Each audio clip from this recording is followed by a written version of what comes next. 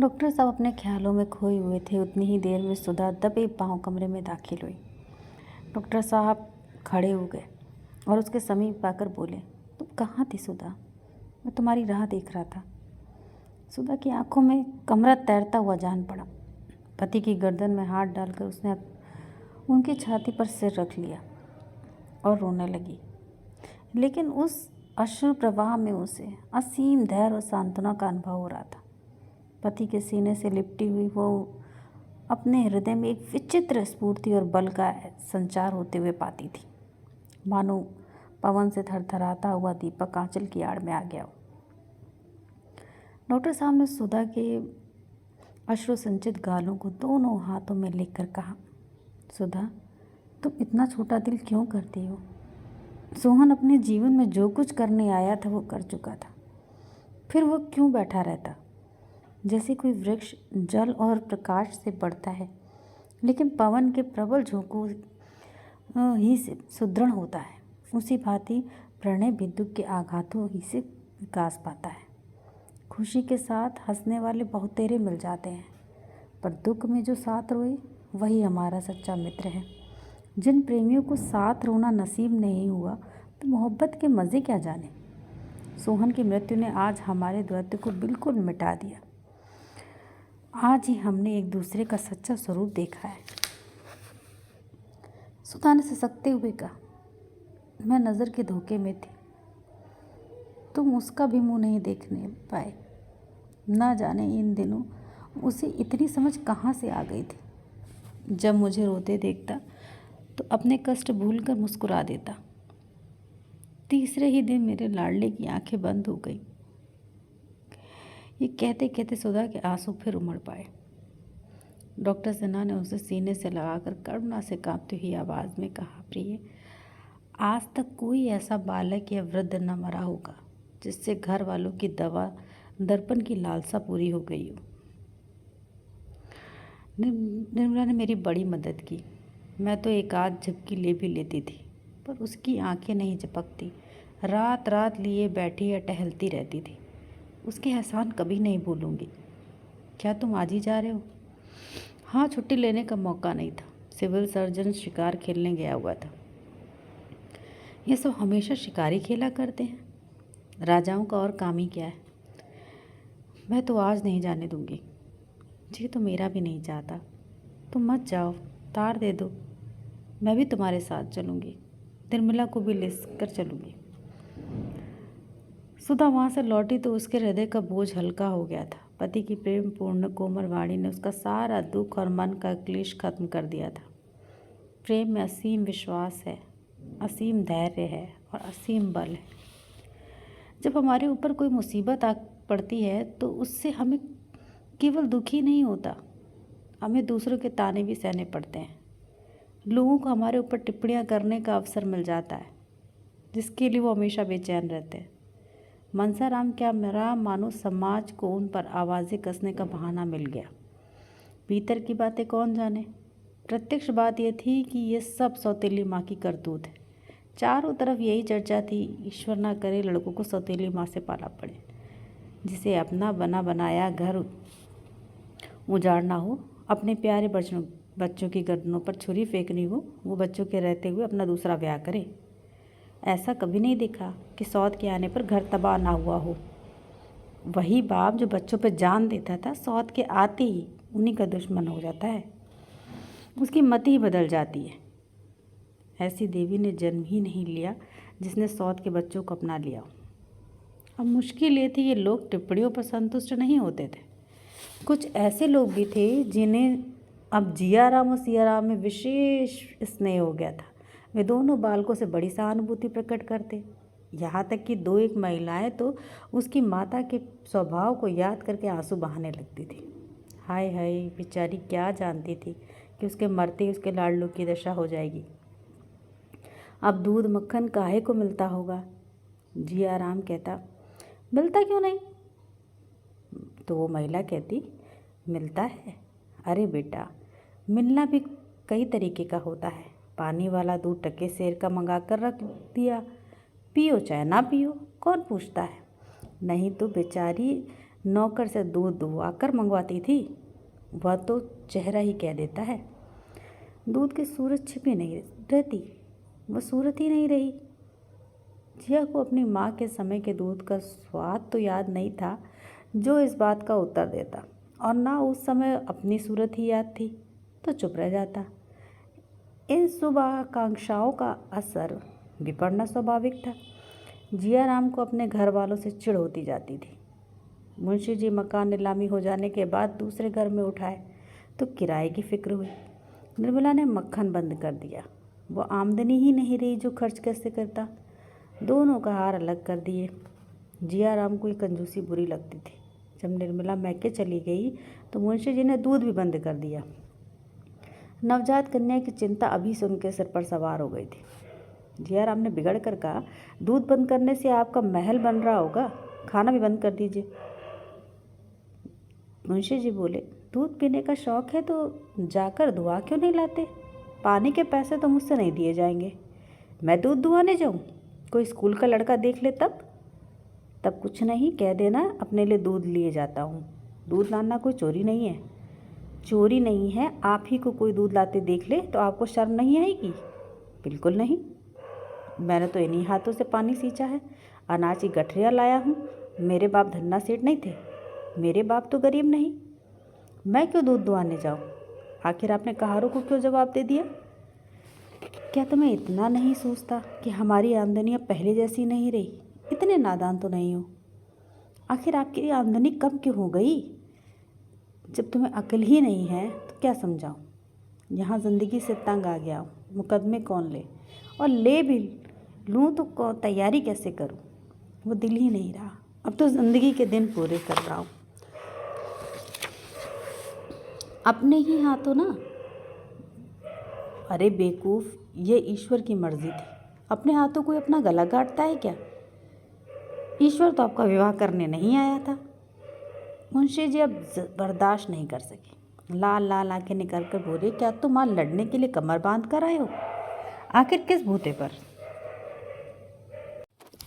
मेरी रोटियां तो नहीं चलाते। अब इस काबिल हो जाना तो मुझे उपदेश देना, तब मैं सुन लूँगा। अभी तुमको मुझे उपदेश देने का कोई हक नहीं है। कुछ दिनों अदब और तहजीब सीखो। तुम मेरे सलाहकार नहीं हो, जो मैं काम करूं तुमसे सलाह लूं। मेरी पैदा हुई दौलत है, उसे जैसे चाहे खर्च कर सकता हूं। तुमको ज़बान खोलने का कोई हक नहीं है। अगर फिर तुमने मेरे साथ बदतमीज़ी की तो नतीजा अच्छा नहीं होगा। तब मनशाराम जैसा रत्न खोकर मेरे प्राण न निकले तो तुम्हारे बगैर मैं मर जाऊंगा। ये कड़ी फटकार पाकर भी जियाराम वहाँ से नहीं टला। निशंक भाव से बोला, तो आप क्या चाहते हैं? हमें चाहे कितनी ही तकलीफ़ हो, मुँह न खोलें। मुझसे तो नहीं होगा।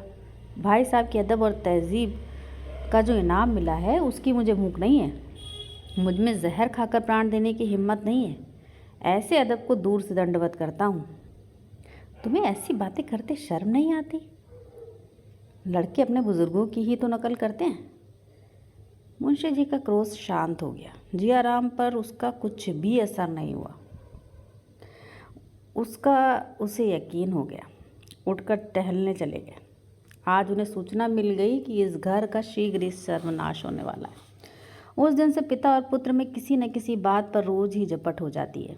मुंशी जी जो जो टाल देते थे, जियाराम और भी शेर होता जाता था। एक दिन जियाराम ने रुक्मणी के यहाँ तक कह डाला, बाप है ये समझकर छोड़ देता हूँ, नहीं तो मेरे ऐसे ऐसे साथी हैं कि चाहूँ तो भरे बाजार में पिटवा दूँ। रुक्मणी ने मुंशी जी से कह दिया। मुंशी जी ने प्रकट रूप से तो बेपरवाही दिखाई, पर उनके मन में शंका समा गई। शाम को सैर करना छोड़ दिया। एक नई चिंता सवार हो गई। इसी भय से निर्मला को भी न लाते थे कि शैतान उसके साथ भी यही बर्ताव करेगा। जियाराम एक बार दबी जबान में कह भी चुका था, देखो अब की कैसे घर आती है। दूर ही से न दुत्कार दूँ तो जियाराम नाम नहीं, बुढ़े मियाँ कर ही क्या लेंगे। मुंशी जी भी खूब समझ गए थे कि मैं इसका कुछ नहीं कर सकता। कोई बाहर का आदमी होता तो उसे पुलिस और कानून के शिकंजे में कसते। अपने लड़के को कोई क्या कहे। सच कहा है, आदमी हारता तो अपने ही लड़कों से। एक दिन डॉक्टर सिन्हा ने जियाराम को बुलाकर समझाना शुरू किया। जियाराम उनकी इज्जत करता था, चुपचाप सुनता रहा। जब डॉक्टर साहब ने अंत में पूछा, आखिर तुम चाहते क्या हो, तो बोला, साफ साफ कह दूँ ना, बुरा तो नहीं मानिएगा। नहीं, जो कुछ तुम्हारे दिल में है साफ साफ कहो। तो सुन लीजिए, जब से भैया मरे हैं मुझे पिताजी की सूरत देखकर क्रोध आता है। मुझे मालूम होता है कि इन्हीं ने भैया की हत्या की है और एक दिन मौका पाकर हम दोनों भाइयों की हत्या कर देंगे। अगर इनकी ये इच्छा नहीं होती तो ब्याह ही क्यों करते। डॉक्टर साहब ने बड़ी मुश्किल से हंसी रोककर कहा, तुम्हारी हत्या करने के लिए उन्हें ब्याह रचाने की क्या ज़रूरत थी। ये बात मेरी समझ में नहीं आई। बिना ब्याह किए भी तो हत्या कर सकते थे। कभी नहीं, उस वक्त तो उनका दिल ही कुछ और था। हम लोगों पर जान देते थे, अब मुंह तक नहीं देखना चाहते। उनकी यही इच्छा है कि उन दोनों प्राणियों के सिवा घर में और कोई ना रहे। जब जो लड़के होंगे उनके रास्ते में हम लोगों को हटा देना चाहते हैं। यही उन दोनों आदमियों की दिली मंशा है। हमें तरह तरह की तकलीफ़ें देकर भगा देना चाहते हैं। इसलिए आजकल मुकदमे नहीं लेते। हम दोनों भाई आज मर जाएं तो फिर देखिए कैसी बहार आती है। अगर तुम्हें भगाना ही होता तो कोई इल्ज़ाम लगाकर घर से निकाल नहीं देते। इसके लिए पहले से ही तैयार बैठा हूँ। सुनूं क्या तैयारी की है, जब मौका आएगा देख लीजिएगा। ये कहकर जियाराम चलता बना। डॉक्टर सिन्हा ने बहुत पुकारा पर उसने मुड़कर नहीं देखा। कई दिन के बाद डॉक्टर साहब भी जियाराम से फिर मुलाकात हो गई। डॉक्टर साहब सिनेमा के प्रेमी थे और जियाराम की तो जान ही सिनेमा में बसती थी। डॉक्टर साहब ने सिनेमा की बात छेड़कर जियाराम को बातों में लगा लिया और अपने घर ले आए। भोजन का समय आ गया था। दोनों आदमी साथ में बैठकर भोजन करने लगे। जियाराम को वहाँ भोजन बहुत स्वादिष्ट लगा। बोला, मेरे यहाँ तो जब से महाराज अलग हुए हैं खाने का मज़ा ही नहीं आता है। बुआ जी पक्का वैष्णवी भोजन बनाती हैं। ज़बरदस्ती खा लेता हूँ पर खाने की तरफ ताकने का भी जी नहीं चाहता। मेरे यहाँ तो जब घर में खाना पकता है तो इससे कहीं स्वादिष्ट होता है। तुम्हारी बुआ जी प्याज लहसुन न छूती होंगी। हाँ डॉक्टर साहब, उबाल रख देती हैं। लाला जी को इसकी परवाह ही नहीं है कि कोई खाता है या नहीं, इसलिए तो महाराज को अलग किया है। अगर रुपए नहीं है तो गहने कहाँ से बनते हैं। ये बात नहीं है जियाराम, उनकी आमदनी सचमुच बहुत कम हो गई है। तुम उन्हें बहुत तंग करते हो। जियाराम ने हंसकर कहा, मैं उन्हें तंग करता हूँ। मुझसे कसम ले लीजिए, जो भी उनसे बोलता भी हूँ मुझे बदनाम करने का और कोई बीड़ा उठा रखा है। बिना बात बेवजह पीछे पड़े रहते हैं। यहाँ तक कि मेरे दोस्तों से भी उन्हें चिढ़ है। आप ही सोचिए, दोस्तों के बगैर कोई जिंदा रह सकता है। मैं कोई लुच्चा नहीं हूँ कि लुच्चों की सोबत रखूँ, मगर आप दोस्तों की ही पीछे रोज़ सताया करते हैं। कल तो मैंने साफ कह दिया, मेरे दोस्त घर आएंगे, किसी को अच्छा लगे या बुरा। जनाब कोई हो, हर वक्त की धौंस नहीं सह सकता। डॉक्टर साहब बोले, मुझे तो भाई उन पर बहुत दया आती है। यह समय उनके आराम करने का था। एक तो बुढ़ापा, उस पर जवान बेटे का दुख, स्वास्थ्य भी अच्छा नहीं। ऐसा आदमी क्या कर सकता है। वो जो कुछ थोड़ा बहुत करते हैं वही बहुत है। तुम अभी और कुछ नहीं कर सकते तो कम से कम अपने आचरण से तो उन्हें प्रसन्न रख सकते हो। बुड्ढों को प्रसन्न करना बहुत कठिन काम नहीं है। यकीन मानो, तुम्हारा हंसकर बोलना ही उन्हें खुश करने के लिए काफ़ी है। इतना पूछने में तुम्हारा क्या हर्ज होता है। बाबूजी आपकी तबीयत कैसी है। पर तुम्हारी ये बदसलूकी देखकर मन ही मन कुड़ते रहते हैं। मैं तुमसे सच कहता हूँ, कई बार रो चुके हैं। उन्होंने मान लो शादी करने की में गलती की, इसे वो भी स्वीकार करते हैं, लेकिन तुम अपने कर्तव्य से क्यों पीछे हटते हो। वो तुम्हारे पिता है, तुम्हें उनकी सेवा करनी चाहिए। एक बात भी ऐसी मुंह से नहीं निकालनी चाहिए जिससे उनका दिल दुखे। उन्हें ये ख्याल करने का मौका ही क्यों दो कि सब मेरी कमाई खाने वाले हैं, बात पूछने वाला कोई नहीं। मेरी उम्र तुमसे कहीं ज़्यादा है जियाराम, पर आज तक मैंने अपने पिताजी की बात का जवाब नहीं दिया। वो आज भी मुझे डांटते हैं। सिर झुका कर सुन लेता हूँ। जानता हूँ वो जो कहते हैं मेरे भले के लिए कहते हैं। माता पिता से बढ़कर हमारा हितैषी और कौन हो सकता है। उनके कर्ज से कौन मुक्त हो सकता है। जियाराम बैठा रोता रहा। अभी उसके स्वभावों का पूर्णतः लोप ना हुआ था। अपनी दुर्जनता उसे साफ नज़र आ रही थी। इतनी ग्लानि उसे बहुत दिनों से ना आई थी। रोक कर डॉक्टर साहब ने कहा, मैं बहुत ही लज्जित हूँ, दूसरों के बहकावे में आ गया था। अब आपकी ज़रा भी शिकायत न सुनेंगे। आप पिताजी से मेरे अपराध की क्षमा करा दीजिए। मैं सचमुच बड़ा अभागा हूँ। उन्हें मैंने बहुत सताया है। उनसे कहिए मेरे अपराध क्षमा कर दें। नहीं मैं मुंह में कालिख लगाकर कहीं निकल जाऊंगा या डूब मरूंगा। डॉक्टर साहब अपनी उपदेश कुशलता पर फूले नहीं समाये। जियाराम को गले लगाकर विदा किया। जियाराम घर पहुंचा तो 11 बज गए थे। मुंशी जी भोजन करके भी बाहर आए थे। उसे देखते ही बोले, जानते हो कै बजे हैं? 12 का वक्त है। जियाराम ने बड़ी नम्रता से कहा। डॉक्टर सिन्हा मिल गए थे। उन्हीं के साथ उनके घर तक चला गया था। उन्होंने खाने की जिद की तो मजबूरी खाना पड़ा। इसी से देर हो गई। डॉक्टर साहब से दुखड़े रोने गए होगे या और कोई काम था? जियाराम की विनम्रता का चौथा भाग उड़ गया। बोला, दुखड़े रोने की मेरी आदत नहीं है, ज़रा भी नहीं है। तुम्हारे मुंह में तो जबान ही नहीं है। मुझसे तो लोग तुम्हारी बातें कहा करते हैं, वो झूठा बोला करते हैं क्या? जियाराम ने बोला, और दिनों की मैं नहीं कहता, लेकिन आज डॉक्टर सिन्हा के यहाँ मैंने कोई ऐसी बात नहीं की जो इस वक्त आपके सामने ना कर सकूं। बड़ी खुशी की बात है, बेहद खुशी हुई। आज से गुरु दीक्षा ले ली है क्या?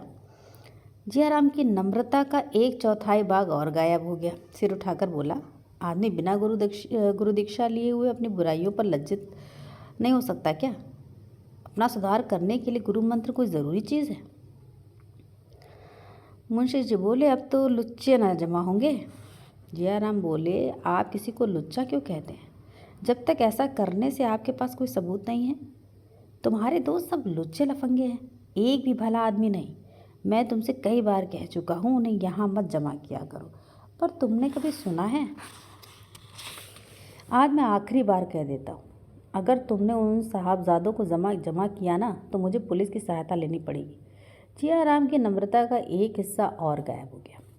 भड़क कर बोला, अच्छी बात है, पुलिस की सहायता लीजिए, देखिए पुलिस क्या करती है।